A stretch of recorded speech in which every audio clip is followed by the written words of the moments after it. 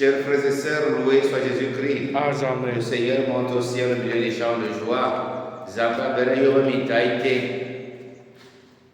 Nous méditons aujourd'hui, nous célébrons aujourd'hui l'ascension de notre Seigneur Jésus-Christ. Et nous méditons les textes tirés du livre des Actes des Apôtres au chapitre 1 des versets 1 à 11, le psaume 46, la deuxième lecture tirée de la lettre aux Hébreux au chapitre 9, des versets 24 à 28, 10, 19 à 23 et l'évangile de Saint Luc au chapitre 24 des versets 46 à 53. L'ascension est décrite par Luc dans le livre des Actes des Apôtres du point de vue des hommes pour répondre à la question: que nous reste-t-il à faire maintenant que le Christ est vainqueur près de Dieu? Eh bien, chers frères et sœurs, il reste tout à faire. Nous avons suivi tous ces derniers jours comment le Christ faisait le discours d'adieu, qu'il va vers le Père et il va envoyer l'Esprit Saint. Il reste donc à fonder l'Église, à porter le témoignage du Christ jusqu'aux extrémités du monde, à préparer son retour. Supposons que les disciples soient restés à regarder avec nostalgie vers le ciel, qu'effrayés par la perspective de parcourir le monde, ils soient bien sagement rentrés chez eux.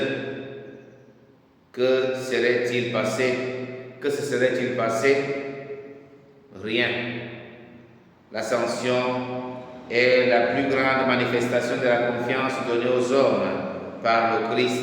C'est à vous maintenant de faire l'histoire. Le Seigneur laisse donc à l'Église, le Seigneur laisse aux hommes et aux femmes de son temps, comme il laisse aux hommes et aux femmes de notre temps aujourd'hui, de construire l'Église.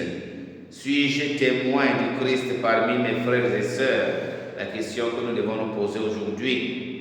Si la réponse n'est pas positive, c'est le temps de prendre l'engagement ferme d'être témoin du Christ ressuscité au milieu de nos frères et sœurs. Et dans l'évangile que nous avons écouté, Luc condense en 24 heures les apparitions du ressuscité. Le jour de Pâques, elle s'achève le soir même par la mention de la disparition visible du Christ emporté au ciel. L'ascension n'est donc plus séparée de Pâques par 40 jours, comme dans les actes. Pâques est déjà l'ascension. Cette présentation différente peut nous dérouter. Elle a pourtant le mérite de nous éviter de concevoir l'ascension d'une manière trop matérielle, comme si Jésus s'élevait dans les hauteurs pour gagner un ciel placé au-dessus de lui, au-dessus des hommes. L'ascension, c'est le Christ emporté près de Dieu dans la gloire.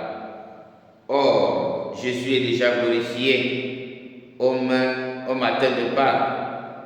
Dans son évangile, Luc présente donc l'ascension du point de vue du Christ dans les actes en faisant intervenir un délai de plusieurs jours. Il nous la présente du point de vue des hommes, témoins en ce jour de la dernière apparition du ressuscité. Cette certitude de notre foi que le Christ est près de Dieu nous remplit-elle de joie? Demandons au Seigneur la grâce d'être les témoins du Christ ressuscité qui monte au ciel auprès de son Père. Loué soit Jésus-Christ. Amen.